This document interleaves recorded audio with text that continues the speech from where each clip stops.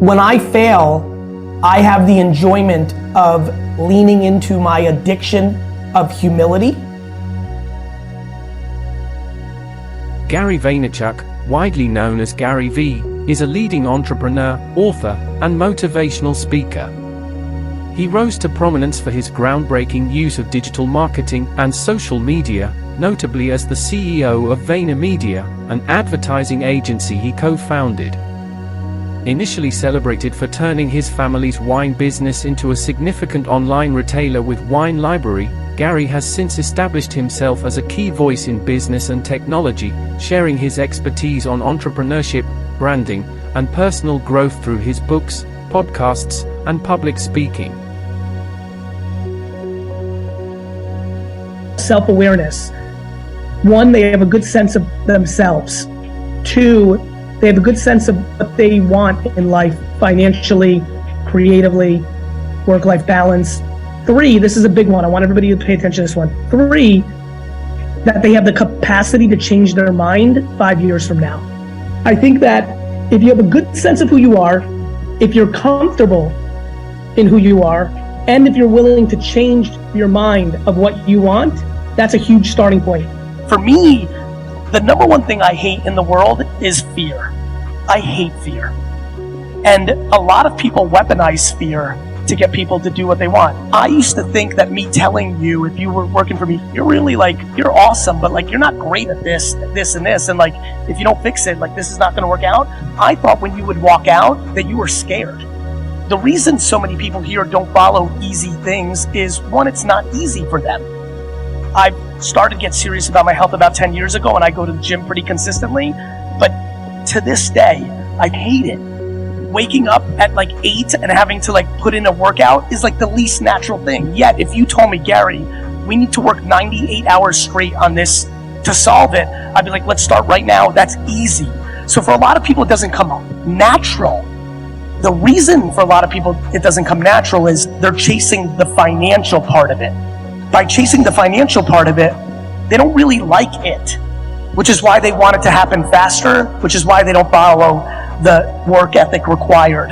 What I'm hoping is that if people realize in this new internet world that is now mature, that we all live in, they can, instead of chasing the next trend, if they chase a category of passion, something they like, and build a business around that, they're far more likely to pull it off, because when they wake up, they actually want to do it because the thing is interesting.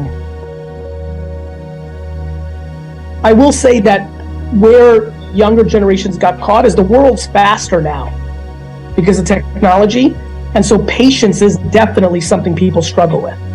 Because of the way the world is, insecurity has always been poison, but now people literally are living their lives so publicly that if they're insecure and they want success so that they can flex, it eliminates patience.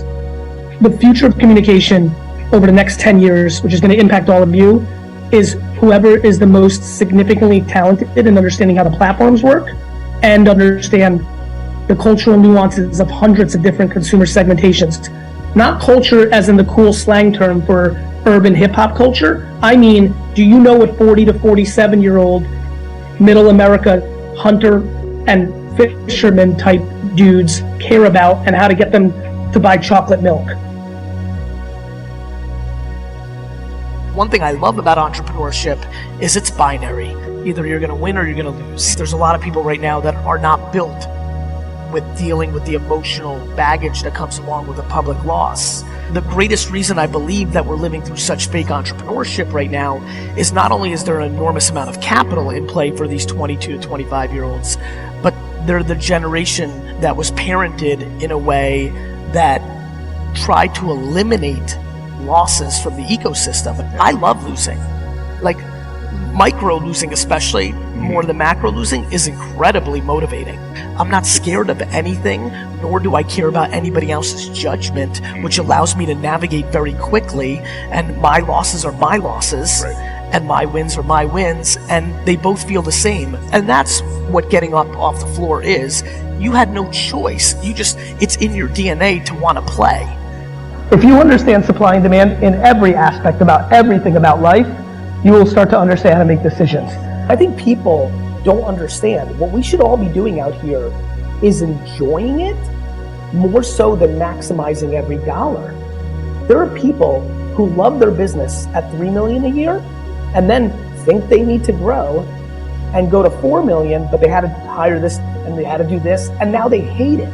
Money is binary. Some people just love it so much that they're willing to hurt their relationship with their family, and that's very challenging. It's grounded in a lot of insecurity, but it is what it is. People decide no before they try. You've just decided no because the system tells you no. Failures are personal, they're not public. When I fail, I have the enjoyment of leaning into my addiction of humility, and I love that I've learned and I don't have to make those same pattern mistakes in the future, so I double win. I get another dose of humility, which I achieve for and strive for, and I get a learning that I'm smart enough and capable enough of not repeating. The reason people are scared of failure is because they worry about people's opinions on the outside, their parents, their siblings, and the general public. Once failure becomes an insular game, not an external game, failure does not become scary, it actually becomes interesting.